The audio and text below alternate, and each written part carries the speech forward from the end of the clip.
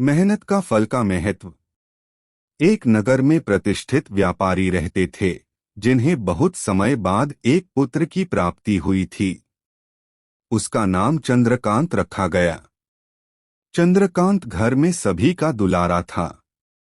अति कठिनाई एवं लंबे समय इंतजार के बाद संतान का सुख मिलने पर घर के प्रत्येक व्यक्ति के मन में व्यापारी के पुत्र चंद्रकांत के प्रति विशेष लाड़ प्यार था, जिसने चंद्रकांत को बहुत बिगाड़ दिया था। घर में किसी भी बात का अभाव नहीं था। चंद्रकांत की मांग से पहले ही उसकी सभी इच्छाएं पूरी कर दी जाती थी। शायद इसी के कारण चंद्रकांत को ना सुनने की आदत नहीं थी और ना ही मेहनत के महत्व का आभास था।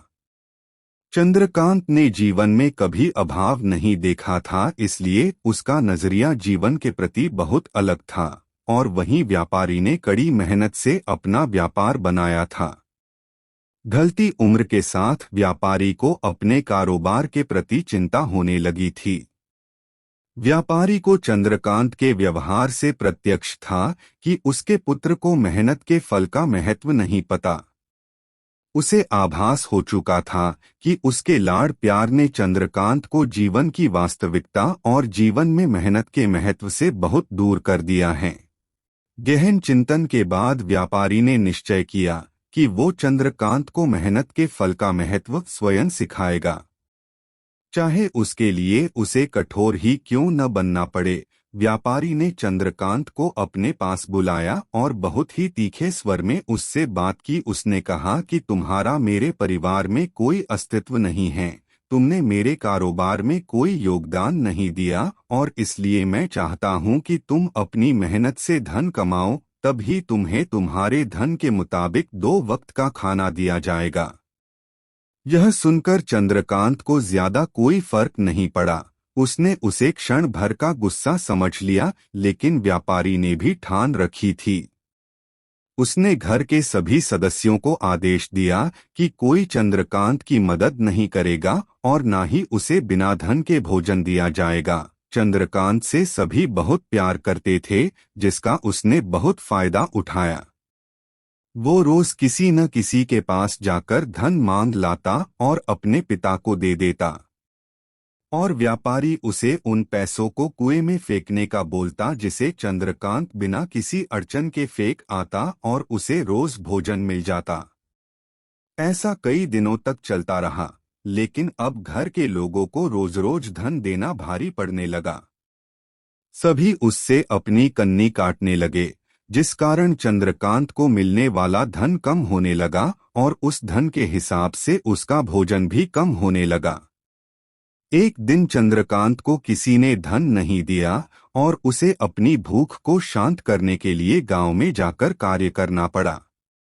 उस दिन वो बहुत देर से थका हारा व्यापारी के पास पहुंचा और धन देकर भोजन मांगा।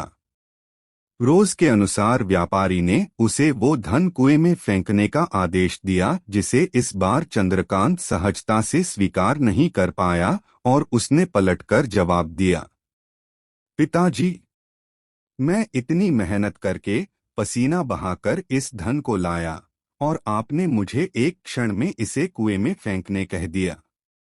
यह सुनकर व्यापारी समझ गया कि आज चंद्रकांत को मेहनत के फल का महत्व समझ आ गया है। व्यापारी भली भांति जानता था कि उसके परिवार वाले चंद्रकांत की मदद कर रहे हैं, तभी चंद्रकांत इतनी आसानी से धन कुएं में डाल आता था। लेकिन उसे पता था एक न एक दिन सभी परिवारजन चंद्रकांत से कन्नी काट लेंगे। उस दिन चंद्रकांत के पास कोई विकल्प शेष नहीं होगा। व्यापारी ने चंद्रकांत को गले लगा लिया और अपना सारा कारोबार उसे सौंप दिया। आज के समय में उच्च वर्ग के परिवारों की संतानों को मेहनत के फल का महत्व पता नहीं होता और ऐसे में यह दायित्व उनके माता पिता का होता है कि वो अपने बच्चों को जीवन की वास्तविकता से अवगत कराए। लक्ष्मी उसी घर में आती हैं जहां उसका सम्मान होता है। मेहनत ही एक ऐसा हथियार है जो मनुष्य को किसी भी परिस्थिति से बाहर ला सकता है। व्यापारी के पास इतना धन तो था कि चंद्रकांत और उसकी आने वाली पीढ़ी बिना किसी मेहनत के जीवन आसानी से निकाल लेते, लेकिन अगर आज व्यापारी अपने पुत्र को मेहनत का महत्व नहीं बताता तो एक न एक दिन व्यापारी की आने वाली पीढ़ी व्यापारी को कोसती।